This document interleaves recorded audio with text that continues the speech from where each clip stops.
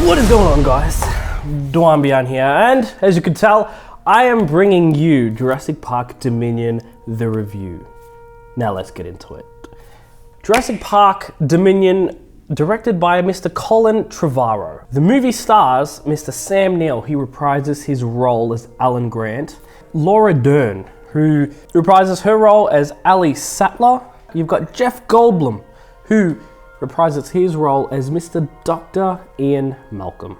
Now you got Chris Pratt, who reprises his role as Owen Grady, and then Bryce Dallas Howard reprises her role as Claire. Now, thoughts going into this movie. You know, I wasn't too sure what to expect going into this movie. I was kind of hoping that it would be better than the previous movie because, as some of you may or may not know, Jurassic World Fallen Kingdom wasn't the strongest Jurassic World movie, I would say. I remember coming out of that movie, not really remembering too much, maybe a bit more confused. But look, I was pleasantly delighted with this movie. The storyline, it's pretty much two sets of characters, their journeys intertwine at a specific point. You've got the new characters, you've got the old characters, and then they meet together. The old characters, right, what they want, they basically are trying to save the world, right? Because, you know, you've got this big company, right?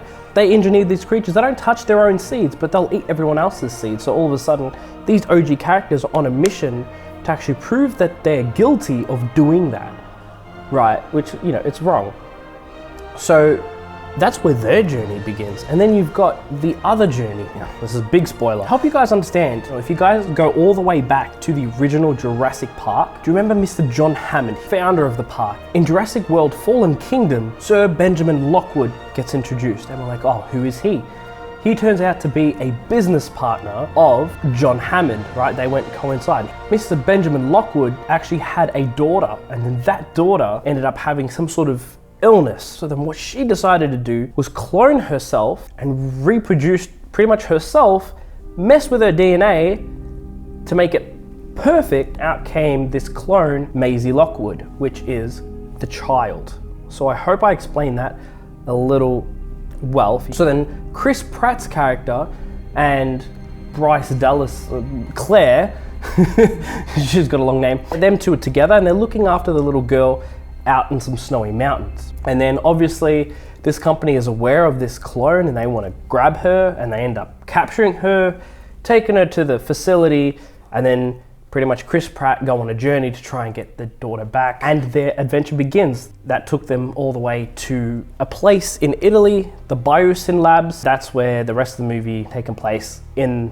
the whole big facility there. And they all meet up, they climb this tower, fight off this variation of a T-Rex, you know, this evolution, Gigantosaurus was it? Funnily enough, it was surprising to me to find out that Mr. Tim Cook himself, he decided, hey, I've got time to do an acting gig and play this mad scientist guy who actually plays a CEO of this big corporation. It's funny, in a sense, I guess plays himself.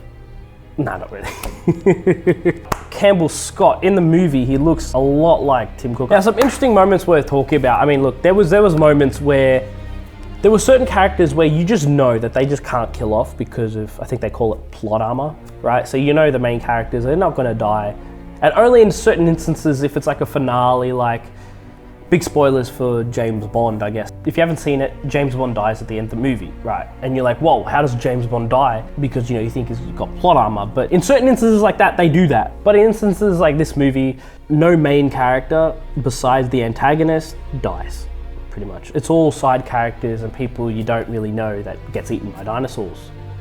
Which is fair enough. I guess if you go into the movie knowing that, it's not as fun, because I was sitting on the edge of my seat thinking, well, like, would they kill? Nah, I was actually sitting like, I was like, nah, they're not gonna kill off Chris Pratt's character. Nah, they're not gonna kill off Claire. Nah, surely.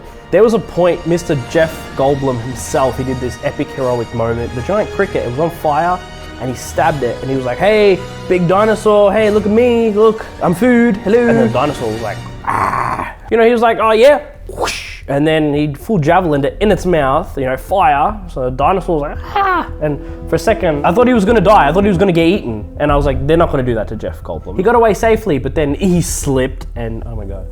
I thought, you know, maybe he was gonna get on his leg, but it does a good job at keeping you on the edge of your seat.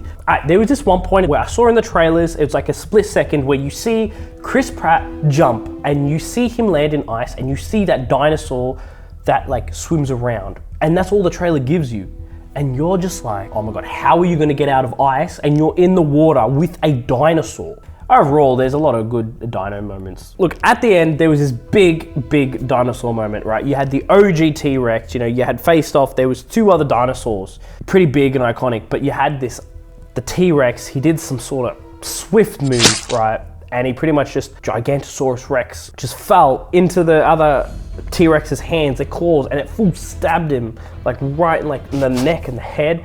It was intense. Not to mention the fact that the T-Rex was also like down at one point. It lost the battle and you thought, oh yeah, T-Rex is gonna die. But then, you know, they shined some sort of light in its eyes and the T-Rex was like, nah, mate.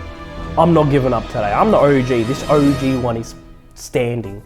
Right, so he gets up and he does some sort of karate chop. Not really, but I'm exaggerating it. I'm overcomplicating the shit out of it, but he meets his end and, you know, it's a happy ending and then all the characters fly away. You know, the interesting concept to talk about is, can humans and dinosaurs actually coexist? I mean, you know, obviously probably not. It's always better, like the movie demonstrates the fact that no, they can't. Even though the ending was like, oh, happy ending, dinosaurs and humans, they have no choice but to exist together. At the end of the day, it is an interesting concept that the movie talked on. And I genuinely enjoyed the movie. It was entertaining. Look, it is a long movie. It is 2.5 hours. Plot similar to most other Jurassic Park movies.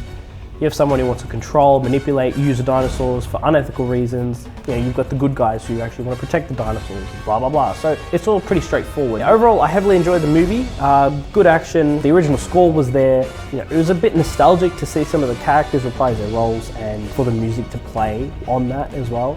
John Williams actually composed the original score, and then Mr. Michael, I said it right before, not Giannaccio. It's not Giannaccio, actually. I mispronounced it in another video.